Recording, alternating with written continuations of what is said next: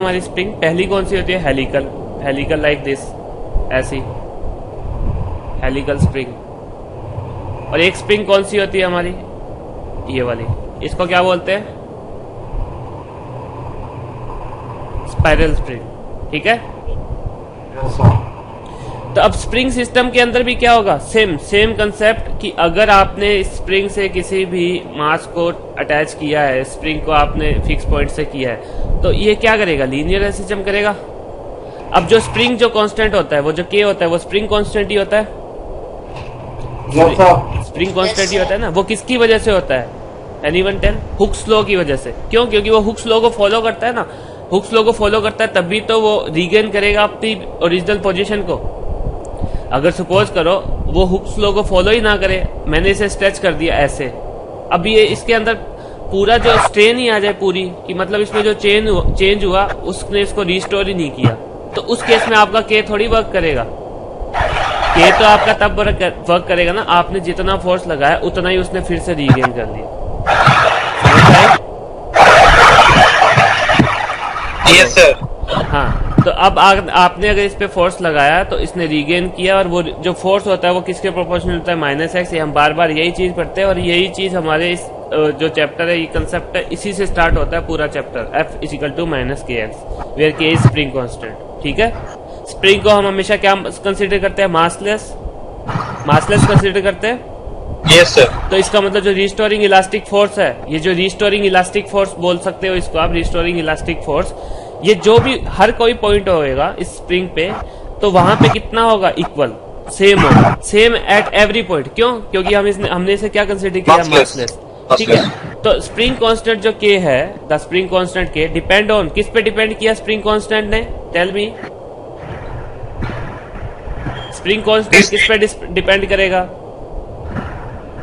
Material of the spring. Material of wire. Very good. और किसके मास पे? मासलेस ही तो है ये। मास ऑफ जो उस पर नहीं, उस पे नहीं करेगा। दूसरा बताओ किस पे करेगा जल्दी से? लेंथ पे। लेंथ। Yes sir. इसमें नहीं दिख रहा है। कई बार मोस्ट ऑफ टाइम क्या होता है, अगर हम कांस्टेंट फाइंड करते हैं मोस्ट ऑफ टाइम, तो वो हमें दिख जाता है कि वो किस पे डिपेंड कर रहा है। समझ में आई बात? जैसे अगर अपने बात करें कि कांस्टेंट लगाया मैंने, जैसे F is proportional to m1 m2 upon r², तो F is equal to G m1 m2 upon r²। अब चलो ये भी अपना किसी पे डिपेंड नहीं करेगा। क्यों? क्योंकि G is the universal constant, उसकी वैल्यू तो यूनिवर्सल एक ही रहेगी, सेम। बट अगर अपने बात करें जैसे क्या बात करें, R is proportional to L/A, ये होता है ना, R is equal to ρ L/A। अब ये जो रो है ये किस पे डिपेंड कर रहा है? R, L और A पे। अब ये तो कई बार तो क्या होता है, हमारा जो कांस्टेंट होता है मैथमेटिकली देख के क्वांटिटी बता देते हैं, पर कई टाइम ऐसा होता है कि आप उसके मैथमेटिकली जो फॉर्मूला को देख के नहीं बता सकते कि किस पे डिपेंड करता है। आपको कंसेप्ट देखना पड़ता है उसके पीछे कि किस पे डिपेंड करता है। तो के किस पे डिपेंड करेगा? मटेरियल वायर के, दूसरा लेंथ पे, और तीसरा रेडियस पे, कि जो अपनी वायर ली है, अपने हेलिकल जो स्प्रिंग ली है, उसकी रेडियस कैसे है। समझ में आया? ओके। तो अगर मैं इसके बताना चाहूं कि जो के है अपना कांस्टेंट है, तो के और लेंथ के बीच में, जो लेंथ ऑफ स्प्रिंग के बीच में जो कर्व बनता है, वो कोई बता सकता है? एनीवन?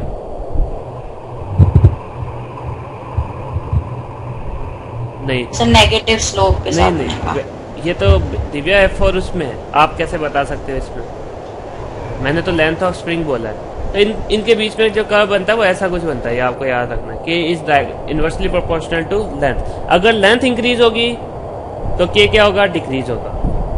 अगर लेंथ डिक्रीज होगी तो के क्या होगा? इंक्रीज होगा। और किस फैक्टर में इंक्रीज होता है? इस तरीके से। तो ये किसका कर्व, किसका है? कौन सी कॉनिक सेक्शन का कर्व है ये? Anyone? Sir hyperbola. Very good, hyperbola. ठीक है। उसके बाद अगर इस स्प्रिंग को स्ट्रेच करेंगे या कंप्रेस करेंगे तो एक वर्क डन होगा हमारा। इसको मैंने अगर सपोज करो स्ट्रेच किया स्प्रिंग को और कंप्रेस किया, स्ट्रेच किया और कंप्रेस किया, तो एक वर्क डन होगा। वो वर्क डन किस में स्टोर हो जाएगा? Potential energy. Very good, elastic potential energy. अभी मैंने पहले डिस्क्राइब किया आपको that the change in the potential energy is equal to the work done, और we can say the work done on any body is stored in the potential energy of that system. समझ में आई? तो अगर आप इसे stretch करते हो या कंप्रेस करते हो तो जो वर्क डन होता है वो वर्क डन किस में चेंज हो जाता है? पोटेंशियल एनर्जी में। बट यहाँ पे हमारा जो फैक्टर है, मेन फैक्टर कौन शो कर रहा है? के शो कर रहा है। तो के क्या है यहाँ पे? इलास्टिक दिखा रहा है, इलास्टिक इफेक्ट दिखा रहा है, तो हम इसे बोलेंगे इलास्टिक पोटेंशियल एनर्जी। समझ में आ गया बात? ओके। तो ये था कि इसके लिए जब कभी बात होगी हमारी के की बात, अगर के उस केस पे स्प्रिंग कांस्टेंट की जब की कभी बात होगी तो हमारा ये होगा। ठीक है, समझ में आया? चलो ठीक है। अब अगर इसको मैथमेटिकली करना चाहें हम तो कैसे कर सकते हैं? सपोज करो कि ये एक स्प्रिंग है मेरी, इस स्प्रिंग को मैंने फोर्स लगाया यहाँ पे और यहाँ से ऐसे, ठीक है? तो ये क्या किया है मैंने? कंप्रेस किया है। Very good. और अगर मैंने स्प्रिंग को स्ट्रेच किया, फोर्स लगाया, कंडीशन याद रखना, इतना फोर्स लगाना है आपको कि उसमें डिफॉर्मेशन नहीं होनी चाहिए। समझ में आ गया? अगर डिफॉर्मेशन हो गई तो उस केस में आपका के वर्क करेगा या नहीं करेगा? नहीं करेगा। क्यों? हाँ, तो उस केस में क्योंकि वो रीगेन नहीं करेगी ना। अगर एक जो स्प्रिंग है वो अपनी ओरिजिनल पोजीशन को अगर रीगेन नहीं करेगी, इट मीन्स के आपका काम नहीं करेगा उस केस के अंदर। के always obey Hooke's law. Yes, के always obey Hooke's law. What is Hooke's law? Property of material to regain its position. To regain its position. और हुक्स लॉ के अंदर जो कर्व बनता है किस किस के बीच में बनता है? Yes sir, elasticity. Hooke's law का जो कर्व होता है वो किस किस के बीच में बनता है? Sir length. नहीं, स्ट्रेस स्ट्रेन के बीच में। ठीक है, पढ़ेंगे हम। तो अब सपोज करो मैंने कंप्रेस किया और मैंने क्या किया? स्ट्रेच किया। तो जो वर्क डन होगा, अगली स्लाइड में ले ले। हाँ, अगली स्लाइड में ले लेते हैं। ठीक है, तो अगर मैंने ये किया, कंप्रेस किया इसको F4 से, यहाँ पे भी F4 से, तो वर्क डन जो होगा वो किसके इक्वल होगा? वर्क डन क्या होता है? Change in potential energy. और वैसे वर्क क्या होता है? फोर्स इंटू dx इंटीग्रेशन, क्योंकि dx जो हमारा डिस्प्लेसमेंट है डिफरेंट पोजीशन पे है। Yes. F क्या है? Force F minus kx kx। Minus वहां पे क्या शो करता है? ओनली कि वो किसके डायरेक्शन की इक्विलिब्रियम की तरफ है, ओनली ये शो करता है। अगर आप इसका करोगे इंटीग्रेशन कितना आएगा आपके पास? Half kx square. Very good. ये क्या हुआ? W। और यही क्या है हमारा? U। यही तो है। और अगर हाफ के स्क्वायर है सर, ये तो। हाँ, तो यही तो है कि ये क्या लिखा है मैंने? हाफ kx स्क्वायर तो लिखा है। यही U है, यही W है, यही U है, यही W है। तो यहाँ से अगर मैं अपना जो स्टेटमेंट देता हूँ, मैंने जो स्टेटमेंट दिया मेरा कि change in potential energy,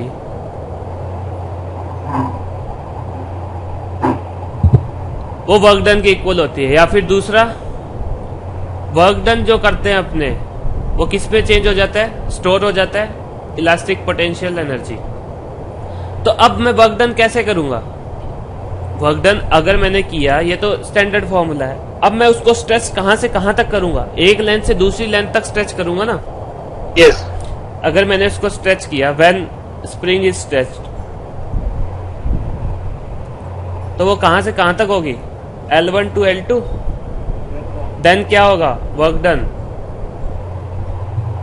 W is equal to half K L2 square minus L1 square. Yes. यही होगा।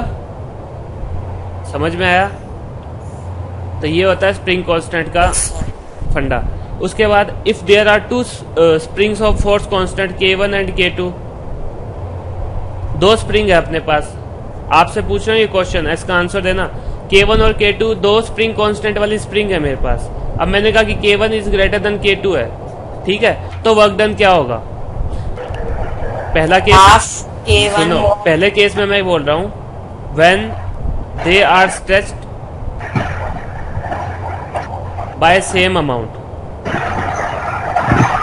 सेम अमाउंट से अगर मैंने उनको स्ट्रेच किया तो W1 W2 के अंदर रिलेशन बताओ। और B when they are stretched by same force,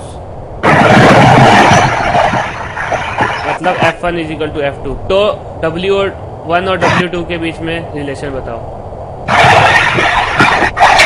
इतना डिस्टरबेंस कहाँ से आ रहा है ये? बताओ जल्दी से। K1 K2 दो स्प्रिंग कांस्टेंट की स्प्रिंग्स है। K1 is greater then K2 है। जब स्ट्रेच किया सेम अमाउंट से स्ट्रेच करने का मतलब क्या हुआ? x1 is equal to x2। तो उस केस में W1 W2 के बीच में रिलेशन बताओ। और अगर सेम फोर्स से सर स्ट्रेच, इसमें L1 इक्वल टू L2 नहीं होगा? किस में? इसी में ही हाँ तो L ही तो है फर्स्ट वो, वाले में। ये L ही तो है ये। L1 L2 Work लिया इधर done मैंने zero हो जाएगा। W1 greater than W2. W1 Greater work than done 0 हो जाएगा। Very good. W1 greater than W2 कैसे जीरो होगा बेटा? वर्क डन जीरो कैसे हो सकता है? पॉसिबिलिटी नहीं है, वो तो कोई केस ही नहीं बनेगा। और सेकंड में बहुत सिंपल, थोड़ा दिमाग लगाओ अपना, मतलब हाँ, सेकेंड क्वेश्चन क्या है sir? Second when they are stressed by same force F1 is equal to F2। Okay. So what should I determine? You have to solve, you have to tell the relation between W1 and W2. If K1 is greater than K2 and K1 and K2, हाँ yes, W1 is equals to W2. Equal कैसे होगा? क्योंकि जब K1 K2 से बड़ा है तो equal होने का तो चांस ही नहीं है। चलो मैं करके बताता हूँ, कंफ्यूज नहीं होना अपने को, मैं कर देता हूँ। पहले में मैंने क्या कहा, तुमसे क्या पूछा कि जब सेम अमाउंट से उनको स्ट्रेच किया, और दूसरे में मैंने क्या पूछा जब सेम फोर्स से। राघव कहाँ आज? कैसे भाई, चुप कैसे हो? हेलो, चुप कैसे हो आज? कुछ नहीं देख रहा हूँ, पढ़ रहा हूँ। तो आंसर नहीं दिया।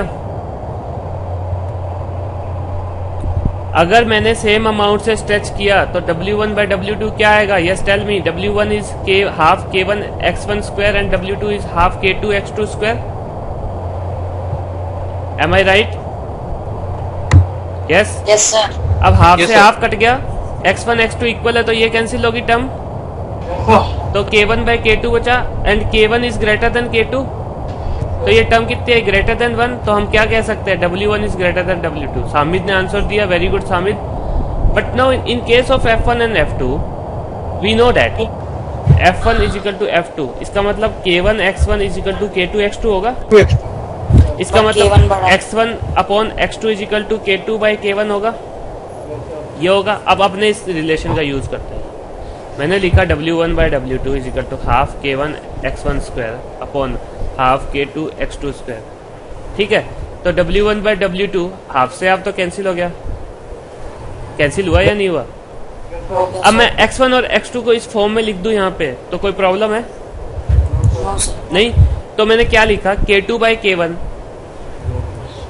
Is greater than 1, less than 1। K2 by K1 क्या होगा? Less Yes. देन 1। क्यों? क्योंकि K1 is greater than 1, so we can say that W1 is less than W2।